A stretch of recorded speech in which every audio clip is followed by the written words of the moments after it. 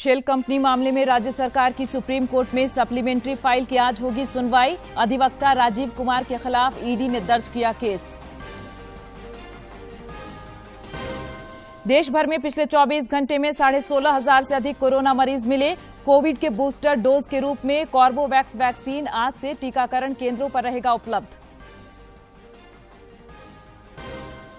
कल से शुरू होगा हर घर तिरंगा अभियान। जागरूकता को लेकर आज भी निकाली जा रही है रैलियां। मंत्री बादल ने निकाली गौरव यात्रा।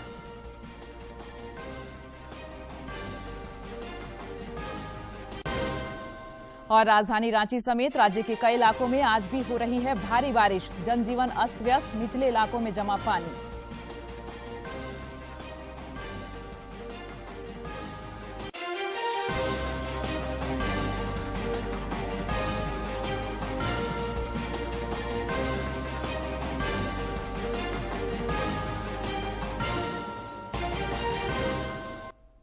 नमस्कार, खबरें झारखंड में आपका स्वागत है। मैं हूं प्रियंका और अब समाचार विस्तार से।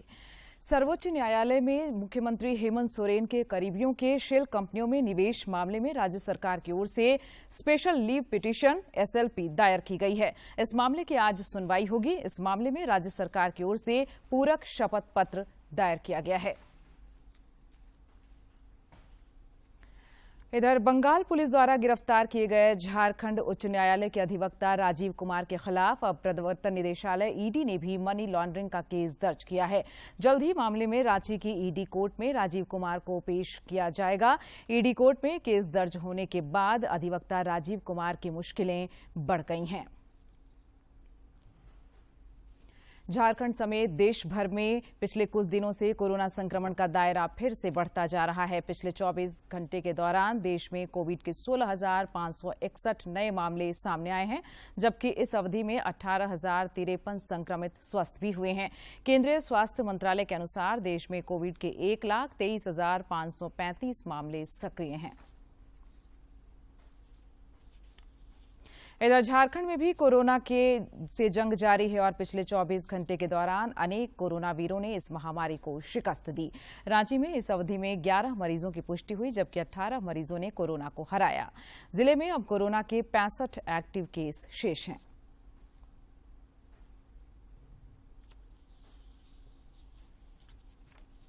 कोरोना के खिलाफ जारी जंग में देश में टीकाकरण अभियान तेज गति से जारी है। केंद्रीय स्वास्थ्य मंत्रालय के अनुसार देश में अब तक कुल 2 अरब 7 करोड़ 51 लाख से अधिक कोविड रोधी टीके लगाए जा चुके हैं।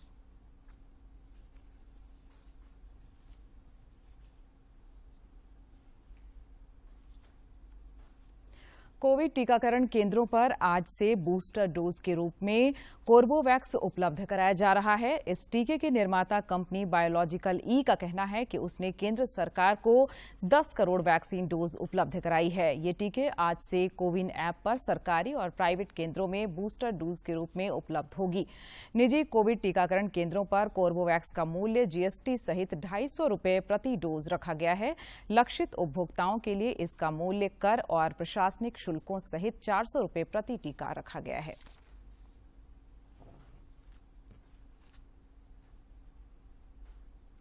केंद्रीय मंत्री धर्मेंद्र प्रधान और खेल मंत्री अनुराग ठाकुर ने आज नई दिल्ली में युवा संवाद इंडिया एट 2047 को संबोधित किया। इस अवसर पर युवा कार्य और खेल राज्य मंत्री निशीथ प्रामाणिक भी उपस्थित थे।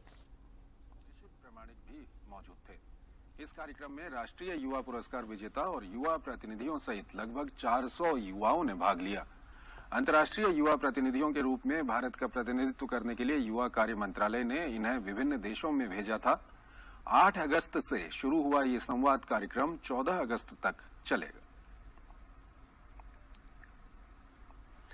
कार्यक्रम को संबोधित करते हुए केंद्रीय युवा कार्य और खेल मंत्री अनुराग सिंह ठाकुर ने युवाओं से हर घर तिरंगा अभियान को जोर शोर से मनाने की अपील की।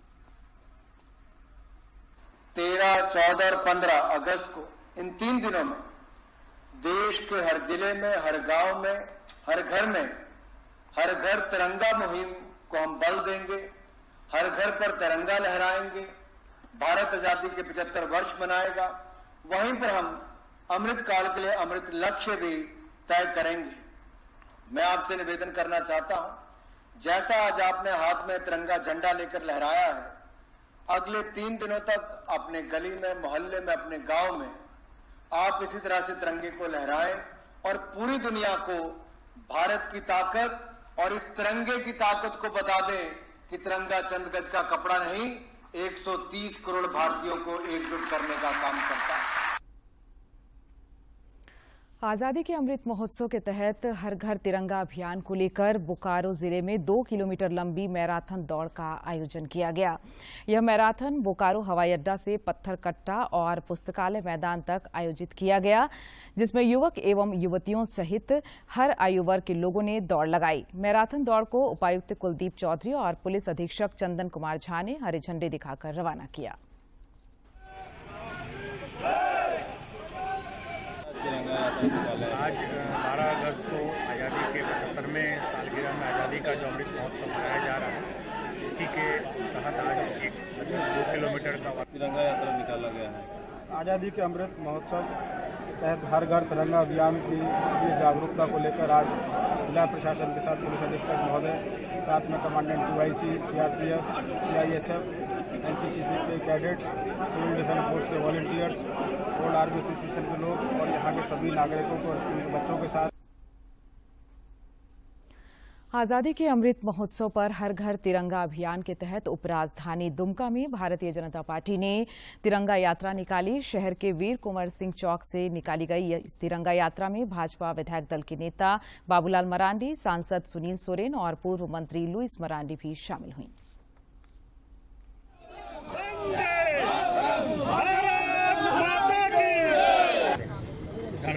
तो हम नहीं है, लेकिन जिस ढंग से झारखंड में जो गड़बड़ी है, ढाई वर्षों से जो लूट, यहाँ पर लूट की जो बिल्कुल सब कुछ चल रहा है, उसमें देखो कि संपत्ति का पता चला। आज वो गिरफ्तार भी हुए, जेल में है, पूछताछ चल रही है। उसके बाद मुख्यमंत्री मौन है।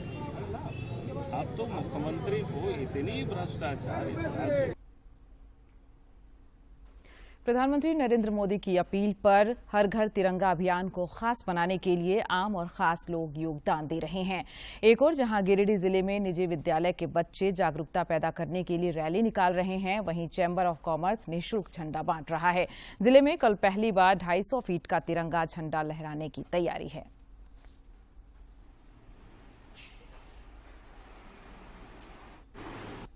श्री नरेंद्र मोदी जी के उदय ने भारत की दिशा और दशा की बदल दी है। ऐसे कई बदलाव हमें अपने देश में देखने को मिले हैं जो शायद 2014 के पहले हम सोच भी नहीं सकते थे। अगर उदाहरण के लिए आप लें तो की ओर से तिरंगा रैली की यात्रा निकाली जाएगी, जिसमें भारत के गिरिडीह वासियों के साथ साथ पूरे भारत के वासियों से निवेदन है कि सभी मिलकर।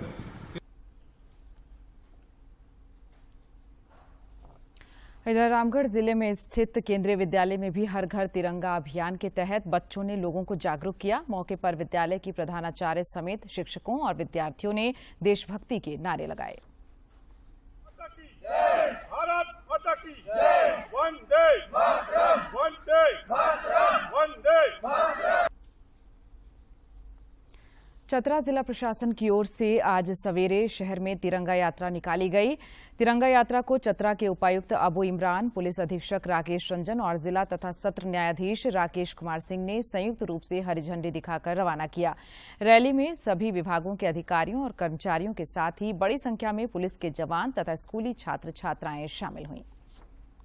आप सभी जानते हैं कि लंबे संघर्ष के बाद हम लोगों को आजादी मिली और आज़ादी का संरक्षण भी जरूरी है, और जिन लोगों ने आज़ादी दिलाई उनको याद करना भी जरूरी है। इसलिए भारत सरकार और राज्य सरकार का यह मंशा है, ये इच्छा है कि सभी भारतीय इस बार 13 से 15 तक अपने घरों पर तिरंगा लहराएं और पूरी तरह से गरिमा के साथ जो है राष्ट्रीय तिरंगा को लहराएं। कांग्रेस पार्टी की ओर से आजादी के 75वें वर्षगांठ को लेकर आज गढ़वा जिले के नगर उटारी में गौरव यात्रा निकाली गई। इस यात्रा में कृषि मंत्री बादल भी शामिल हुए। गौरव यात्रा में शामिल लोग हाथ में तिरंगा लिए देशभक्ति के नारे लगा रहे थे। मौके पर कृषि मंत्री ने कहा कि पार्टी की ओर से आजादी के 75वें वर्षगांठ के जश्न में देश भर में गौरव यात्रा निकाली जा रही है। शहीद अमर रहे, अमर रहे, वंदे मातरम, वंदे मातरम।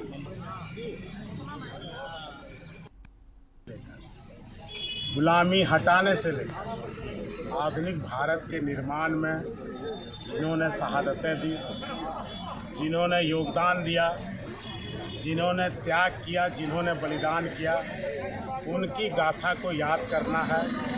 और यह एक दीवानगी है देशभक्तों की, हमारे कांग्रेस परिवार की, जिसने गांधी को खोया।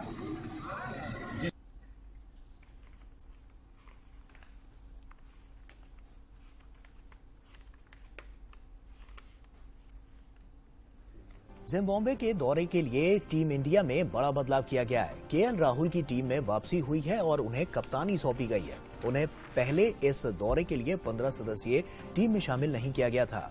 तब शिखर धवन को कप्तानी सौंपी गई थी। राहुल की वापसी के बाद अब धवन को उप कप्तान बना दिया गया है।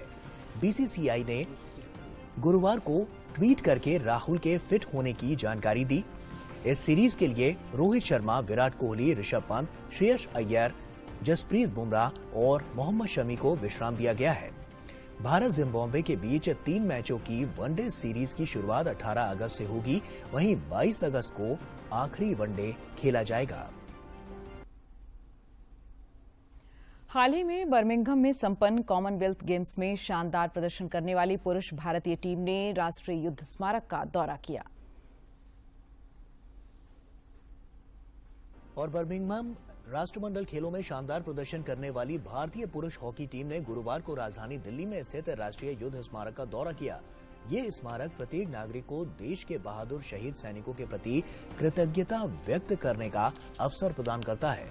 देश के गौरवशाली इतिहास के बारे में जानने और सीखने की जिज्ञासा के साथ इस भारतीय हॉकी टीम ने स्मारक के चारों ओर भ्रमण किया और वीरता चक्र, त्याग चक्र, परम योद्धा स्थल का दौरा किया। शहीदों को श्रद्धांजलि देने और उन्हें सलामी देने के बाद टीम ने राष्ट्र के साहसी सैनिकों द्वारा लड़ी गई 6 महत्वपूर्ण लड़ाइयों के चित्र भी देखे। सेल ने मौजूदा वित्त वर्ष 2022-23 की पहली तिमाही के वित्तीय परिणाम घोषित कर दिए हैं। रिपोर्ट।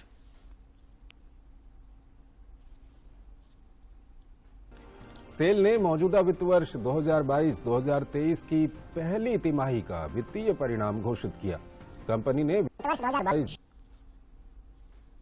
2023 की पहली तिमाही के दौरान पिछले वित्त वर्ष की पहली तिमाही के मुकाबले 16.4% की वृद्धि हासिल की है। केंद्रीय संस्कृति मंत्रालय देश भर के 75 जेलों में आध्यात्मिक कार्यक्रम आयोजित करेगा। और वहीं महर्षि श्री अरबिंदो की 150वीं जयंती और आजादी की 75वीं वर्षगांठ के अवसर पर संस्कृति मंत्रालय देश भर में स्थित 75 जेलों में 12 अगस्त से 15 अगस्त 2022 के बीच आध्यात्मिक कार्यक्रम का संचालन कर श्री अरबिंदो के जीवन और दर्शन के स्मरण का आयोजन कर रहा है। इन कार्यक्रमों का उद्देश्य श्री अरबिंदो के दर्शन को आत्मसात करके और योग व ध्यान के अभ्यास से जेल में बंद कैदियों के जीवन को रूपांतरित करना है।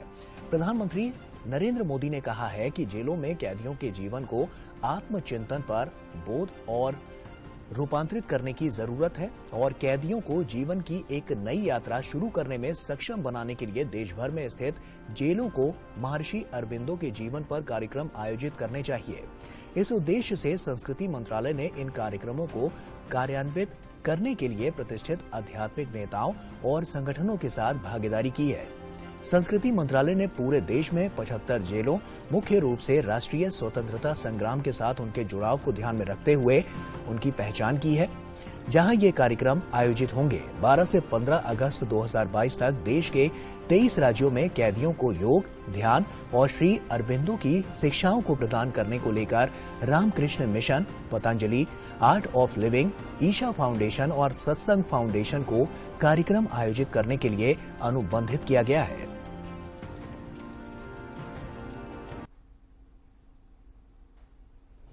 झारखंड की धरती में प्रारंभ से ही मान सम्मान, स्वाभिमान और स्वतंत्र रहने की प्रकृति, बलिदान देने की प्रवृत्ति और अन्याय के विरुद्ध लड़ने की जिजीविषा रही है।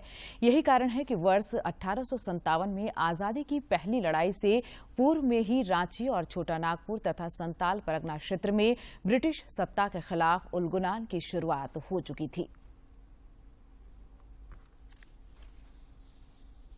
1857 की प्रथम स्वतंत्रता संग्राम में रांची स्थित बड़कागांव स्टेट के राजा ठाकुर विश्वनाथ शाहदेव की बड़ी भूमिका रही।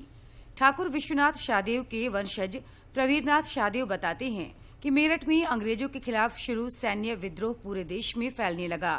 ठाकुर विश्वनाथ शाहदेव ने भी मुक्ति सेना का गठन किया। इस मुक्ति सेना को विद्रोही सैनिक और प्रजा का पूरा समर्थन मिला, जिसके बाद संपूर्ण रांची ठाकुर विश्वनाथ शाहदेव के कब्जे में आ गया। वैसे राजे महाराजे जो अंग्रेजों के विरोध में रहते थे, उनके विरोध में सोचते थे, उनके विरोध में काम करते थे, वैसे राजा महाराजाओं को इन्होंने अपना नेता चुना। उसी क्रम में ठाकुर विश्वनाथ शाहदेव, चूंकि अंग्रेजों के विरोध वो लड़ते रहते थे, उनके विरोध में लोगों को अवगत थे, उनको ला करके अपना नेता चुना गया और इन्हें इस क्षेत्र का, झारखंड जोन का उनको नेता चुना गया। और जैसे वो नेतृत्व उनके हाथ में आई, उन्होंने एक मुक्ति वाहिनी सेना का गठन किया। वहीं छोटानागपुर के कमिश्नर कर्नल डाल्टन अपनी जान बचाते हुए पिठौरिया के रास्ते भागने में सफल रहे। आजादी की लड़ाई में ठाकुर विश्वनाथ शाहदेव को परगना, खुखरा, रामगढ़ बटालियन के माधो सिंह, डोरंडा बटालियन के जयमंगल पांडे, पलामू के चेरो नेता नीलांबर पिताम्बर, पोराहाट के नेता अर्जुन सिंह, विश्रामपुर के चेरो सरदार भवानी वक्ष राय, शेख भिखारी टिकैत उमराव सिंह और नादिर अली खान समेत अन्य योद्धाओं से सहयोग मिला। विद्रोह मेरठ से होते होते रामगढ़ बटालियन का जो रामगढ़ छावनी था अंग्रेजों का, वहाँ के जो सैनिक थे, अंग्रेज थे लेकिन सैनिक इंडियन सैनिक थे, भारतीय सैनिक थे, उन लोगों ने अंग्रेजों के खिलाफ विद्रोह कर दिया। पूरे रामगढ़ छावनी के जो सैनिक थे, विद्रोही सैनिक थे, स्वतंत्रता सेना नायक लोग जो थे, वे लोग डोरंडा में आए। डोरंडा में भी छावनी थी, वहीं यहाँ भी जो उसके जो विद्रोह किया गया, यहाँ के छावनी के लोगों ने भी विद्रोह किया। ठाकुर विश्वनाथ शाहदेव सामाजिक समरसता और सांप्रदायिक सद्भावना के भी अगुआ रहे, परंतु 1858 में ठाकुर विश्वनाथ शाहदेव को अंग्रेजों ने पकड़ लिया। इसके बाद 16 अप्रैल 1858 को ठाकुर विश्वनाथ शाहदेव को फांसी टुंगरी में फांसी देकर रांची जिला स्कूल के गेट के पास एक कदम पेड़ की डाली से लटका दिया गया। 12 अगस्त को ठाकुर विश्वनाथ शाहदेव की जयंती है। आजाद भारत ऐसे महानायकों के प्रति कृतज्ञता व्यक्त करता है। दूरदर्शन 14 अगस्त से धारावाहिक स्वराज भारत के स्वतंत्रता संग्राम की समग्र गाथा का प्रसारण करेगा। 75 कड़ियों वाला यह धारावाहिक हर रविवार रात 9 बजे दिखाया जाएगा। यह धारावाहिक स्वतंत्रता सेनानियों और स्वतंत्रता संग्राम के गुमनाम नायकों के योगदान को दर्शाएगा। 75 एपिसोड वाले इस सीरियल का प्रसारण आगामी 14 अगस्त से दूरदर्शन के डीडी नेशनल चैनल पर हर रविवार रात 9 से 10 बजे तक किया जाएगा।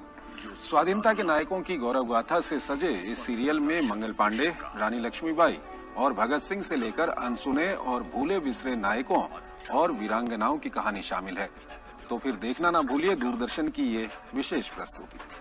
शिक्षा का और विज्ञान का भारत जिसने समृद्धि का प्रसार किया, प्रेम व अहिंसा का प्रचार किया, विविधता में एकता का संचार किया। भारत ने सदा किया सभी मत पंथों को स्वीकार, विदेशियों का सत्कार, वसुधैव कुटुंबकम का व्यवहार। फिर यहाँ एक समय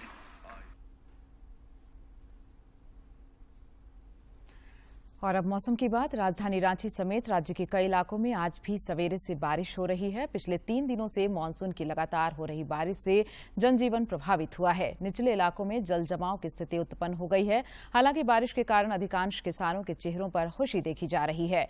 रांची स्थित मौसम विज्ञान केंद्र ने अपने पूर्वानुमान में बताया है कि 13 और 14 अगस्त को भारी बारिश होने की संभावना है, जबकि 16 अगस्त तक राज्य के कई हिस्सों में हल्की से मध्यम दर्जे की बारिश होती रहेगी।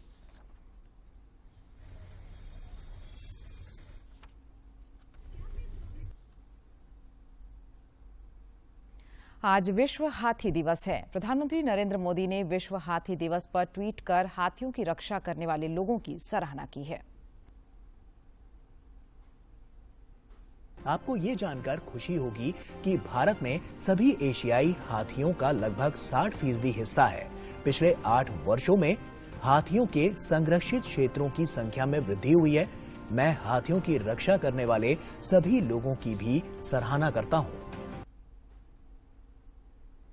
केंद्रीय जलवायु और वन एवं पर्यावरण मंत्री भूपेंद्र यादव ने विश्व हाथी दिवस पर एक वीडियो सोशल मीडिया पर साझा किया है।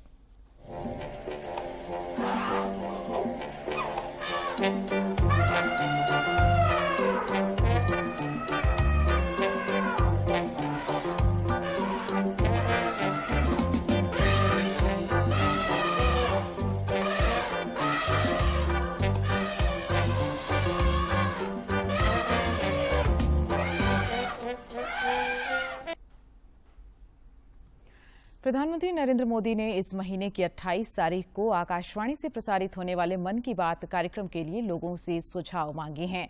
रेडियो पर मासिक कार्यक्रम मन की बात की यह 92वीं कड़ी होगी। प्रधानमंत्री ने कहा है कि विभिन्न विषयों पर उन्हें भेजे गए सुझावों को अगले मन की बात कार्यक्रम में शामिल किया जा सकता है। लोग अपने विचार नमो ऐप और mygov.open फोरम पर भेज सकते हैं। वे टोल फ्री नंबर 1800117800 पर भी अपने सुझाव हिंदी और अंग्रेजी में रिकॉर्ड करा सकते हैं। फोन लाइनें 25 अगस्त तक खुली रहेंगी। 1922 पर मिस्ड कॉल देकर और एसएमएस के जरिए लिंक प्राप्त करके सीधे अपने सुझाव प्रधानमंत्री को भेजे जा सकते हैं।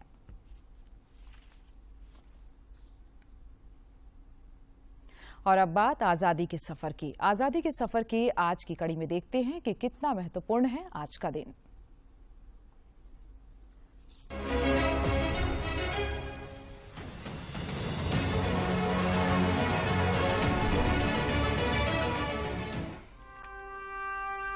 आजादी का सफर की आज की कड़ी में हम याद कर रहे हैं महान स्वतंत्रता सेनानी बंधु सिंह श्रीनेत को, जो 12 अगस्त 1857 को शहीद हुए थे। उन्होंने अंग्रेजों के खिलाफ आजादी की पहली लड़ाई में उत्तर प्रदेश के गोरखपुर क्षेत्र से भाग लिया। बंधु सिंह का जन्म 1 मई 1833 को पूर्व डुमरी रियासत में हुआ था, जो अब उत्तर प्रदेश में है। उन्होंने गुरिल्ला युद्ध तकनीक से अंग्रेजों के खिलाफ संघर्ष किया। कहा जाता है कि वे शत्रुओं का सिर काटकर तारकुला देवी मंदिर में चढ़ाया करते थे। ब्रिटिश सरकार ने उन्हें गिरफ्तार कर 12 अगस्त 1857 को गोरखपुर के अलीनगर चौराहे पर सार्वजनिक रूप से फांसी दी थी। बताया जाता है कि फांसी देने वाला जल्लाद उन्हें फांसी देने में 7 बार नाकाम रहा, क्योंकि तारकुला देवी की महिमा से रस्सी बार बार टूट जाती थी। जब बंधु सिंह ने तारकुला देवी से स्वयं प्रार्थना की, तब जाकर 8वीं बार में जल्लाद को सफलता मिली।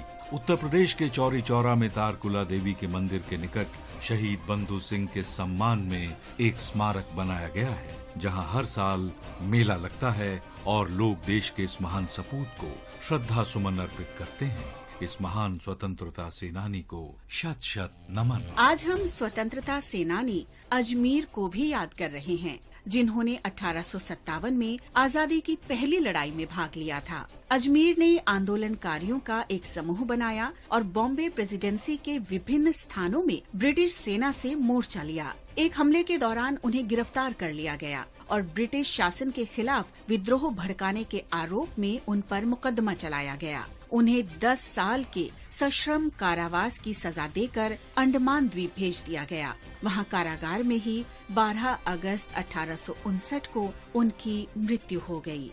इस महान देशभक्त को हमारी भावभीनी श्रद्धांजलि। आज हम महान राष्ट्रवादी बलवंत सिंह उर्फ बंता सिंह को भी श्रद्धांजलि अर्पित कर रहे हैं, जिन्हें वर्ष 1915 में 12 अगस्त को फांसी दी गई।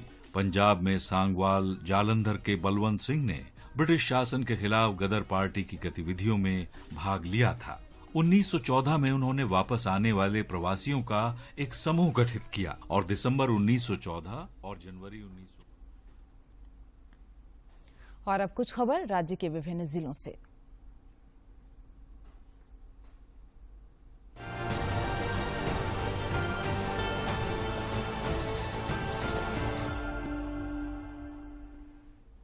मुख्यमंत्री हेमंत सोरेन के विधायक प्रतिनिधि पंकज मिश्रा के सहयोगी माइंस कारोबारी बच्चू यादव को पूछताछ के बाद ईडी के विशेष न्यायाधीश पीके शर्मा की अदालत में पेश किया गया, जिसके बाद उन्हें जेल भेज दिया गया। अब बच्चू यादव की अगली पेशी वीडियो कॉन्फ्रेंसिंग के जरिए 18 अगस्त को होगी। रांची जिले के राहे ओपी पुलिस ने चोरी की बाइक और मोबाइल चोरी करने के मामले में बाइक चोर गिरोह के 2 सदस्यों को गिरफ्तार किया है। गिरफ्तार अपराधियों में ओम प्रकाश महतो और करमचंद स्वासी शामिल हैं। पलामू जिले में हर घर तिरंगा अभियान को लेकर जागरूकता कार्यक्रम चलाया जा रहा है। जिले के उपायुक्त ए दोडे ने हर घर तिरंगा अभियान को सफल बनाने में सभी का सहयोग मांगा है। पूर्वी सिंहभूम की उपायुक्त विजया जाधव ने हर घर तिरंगा अभियान के सफल संचालन को लेकर जिला एवं प्रखंड के संबंधित पदाधिकारियों के साथ बैठक की। इस दौरान उन्होंने घर घर तिरंगा झंडा का वितरण सुनिश्चित हो सके, इसे लेकर आवश्यक दिशा निर्देश दिया। पाकुड़ जिले में भी हर घर तिरंगा अभियान को सफल बनाने के लिए कई जागरूकता कार्यक्रम चलाए जा रहे हैं। अभियान में जन सहभागिता के उद्देश्य से विभिन्न माध्यम से लोगों के बीच जागरूकता फैलाया जा रहा है। रांची के सांसद संजय सेठ ने अपील करते हुए कहा है कि रांची के अरगोड़ा में स्थापित नमो टॉय बैंक अभियान में जन सहभागिता जरूरी है। उन्होंने लोगों से खिलौने दान देने और जरूरतमंदों को इस पहल से जोड़ने का आग्रह किया। देवघर जेल में बंद एक विचाराधीन कैदी की मौत हो गई। सारवां थाना क्षेत्र का रहने वाला नरेश पत्रलेख दहेज प्रताड़ना के मामले में जेल में बंद था। करीब 3 महीने से अस्पताल में उसका इलाज चल रहा था। रांची में लगातार हो रही बारिश के कारण राजेंद्र चौक के पास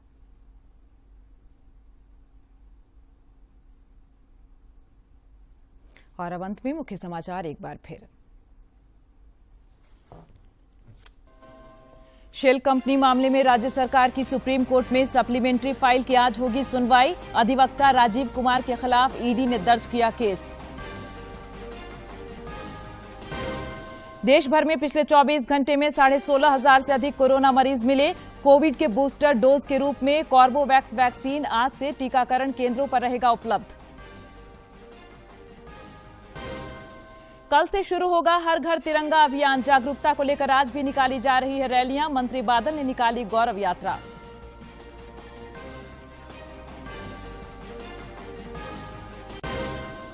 और राजधानी रांची समेत राज्य के कई इलाकों में आज भी हो रही है भारी बारिश। जनजीवन अस्त व्यस्त, निचले इलाकों में जमा पानी।